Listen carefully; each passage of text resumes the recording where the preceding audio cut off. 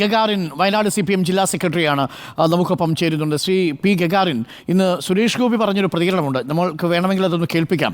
സുരേഷ് ഗോപി പറഞ്ഞത് ഇതൊക്കെ പ്രഖ്യാപിക്കണമെങ്കിൽ കേരളം കൊടുക്കേണ്ടത് കൊടുത്തോ എന്ന് ചോദിക്കണം എന്നാണ്. നമ്മൾ ഇതുവരെയും ഇങ്ങനൊരു രാഷ്ട്രീയ പരാമർശത്തിലേക്കോ ഒരു സംവാദത്തിലേക്കോ പോയിട്ടില്ല. പക്ഷേ ചില സൂചനകൾ വരുന്നത് ഇത്രയും ദിവസമായി കേന്ദ്ര സംഘം എത്തിപ്പോയി. ഈ അതിതീവ്ര സ്വഭാവമുള്ള ദുരന്തമായി പ്രഖ്യാപിക്കേണ്ട സമയം കഴിഞ്ഞോ, അതല്ല നമ്മൾ ഇനി ഒരാഴ്ചയ്ക്കുള്ളിൽ ഈ മെമ്മോറാണ്ടം കൊടുത്തു കഴിഞ്ഞ് കേന്ദ്രം പ്രഖ്യാപിക്കുകയുള്ളൂ, അത് മതിയോ? എങ്ങനെയാണ് പാർട്ടിയുടെയും സർക്കാരിൻ്റെയും ഒക്കെ ഒരു കണക്കുകൂട്ടൽ?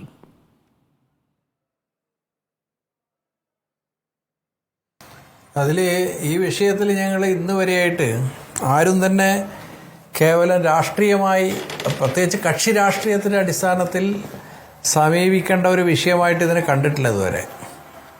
കേന്ദ്ര ഗവൺമെൻറ് ആയാലും സംസ്ഥാന ഗവൺമെൻറ് ആയാലും പ്രാദേശിക ഗവൺമെൻറ്റുകളായാലും മറ്റ് ബഹുജനങ്ങളാകെ തന്നെ എടുത്താലും ഒന്നിച്ചു നിന്ന് ജനങ്ങളുടെ ഇതിൽ ദുരന്തം അനുഭവിക്കുന്ന ജനങ്ങളുടെ ദുഃഖത്തോടൊപ്പം പങ്കുചേർന്നും, അതുപോലെ തന്നെ ഇന്ന് ജീവിച്ചിരിക്കുന്ന ബാക്കി മനുഷ്യരെ അവരുടെ സാധാരണ ജീവിതത്തിലേക്ക് കൊണ്ടുവരുന്നതിന് വേണ്ടിയിട്ടുള്ള എല്ലാ മറന്നുകൊണ്ടുള്ള ഒരു പ്രവർത്തനം നടത്തിക്കൊണ്ടിരിക്കുന്ന ഒരു സന്ദർഭമാണിത്. അപ്പം അത്തരൊരു സന്ദർഭത്തിൽ സുരേഷ് ഗോപിയെ പോലുള്ള ഒരാൾ ഇതിനെ കേവലം ഒരു സംസ്ഥാന ഗവൺമെൻറ്റിൻ്റെ കുറ്റമായി ചൂണ്ടിക്കാണിക്കുന്ന തരത്തിലുള്ള പരാമർശം തന്നെ നടത്തുന്നത്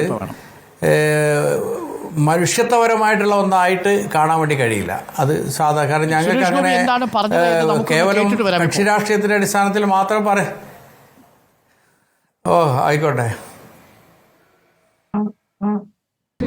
ഇല്ലില്ല, നിങ്ങൾക്ക് കേരളത്തിനോട് എന്താ ആവശ്യപ്പെട്ടത്? അത് കൊടുത്തതിനെ സംബന്ധിച്ച് നിങ്ങൾക്ക് അപ്ഡേറ്റ് ഉണ്ടോ? അത് പറയും. കേരളത്തിനോട് എന്താണ് ആവശ്യപ്പെട്ടത്, അതിനെക്കുറിച്ചുള്ള അപ്ഡേറ്റ് നിങ്ങളുടെ കയ്യിലുണ്ടോ എന്നാണ് ചോദിച്ചത്. ഞാനിത് അന്വേഷിച്ചപ്പോൾ ചീഫ് സെക്രട്ടറി അടക്കം പറഞ്ഞത് ഇത് ഒരാഴ്ചക്കുള്ളിൽ ഈ മെമ്മോറാണ്ടം കൊടുക്കണം, അതിനുള്ള ഒരുക്കങ്ങളിലും നടപടിക്രമങ്ങളിലുമാണ് എന്നാണ്. പക്ഷേ ഇതൊരു അതിതീവ്ര ദുരന്തമായി പ്രഖ്യാപിക്കാൻ കേന്ദ്ര സംഘം ഇവിടെ എത്തി പരിശോധന നടത്തിപ്പോയി. നമ്മൾ ധനസഹായത്തിൻ്റെ കാര്യത്തിലാണ് ഈ മെമ്മോറാണ്ടത്തിൻ്റെ അടിസ്ഥാനത്തിൽ അത് കൊടുക്കുക. ഈ അതിതീവ്ര ദുരന്തമായി പ്രഖ്യാപിക്കുന്നതിന് തടസ്സമല്ലല്ലോ പി ഗഗാറിൻ.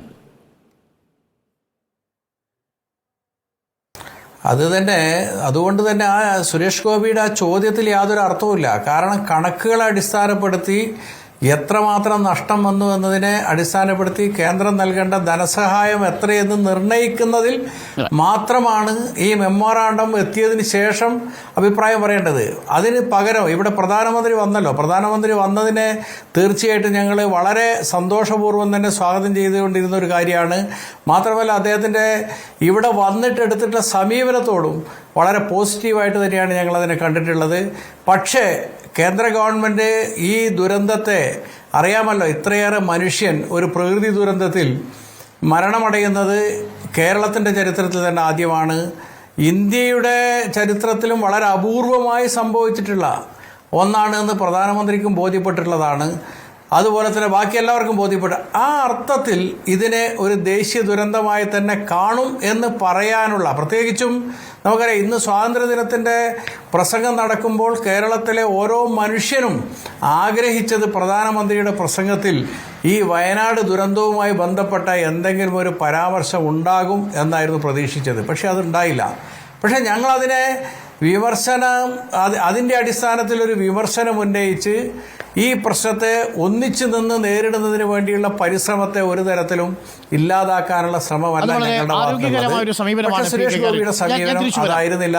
അതെ, കറക്റ്റ്. അതിനകത്ത് താങ്കൾ പറഞ്ഞു അത് കണക്കുമായി ബന്ധപ്പെട്ട കാര്യങ്ങൾ സാമ്പത്തിക സഹായത്തിന് മാത്രമാണ്. പ്രശാന്ത്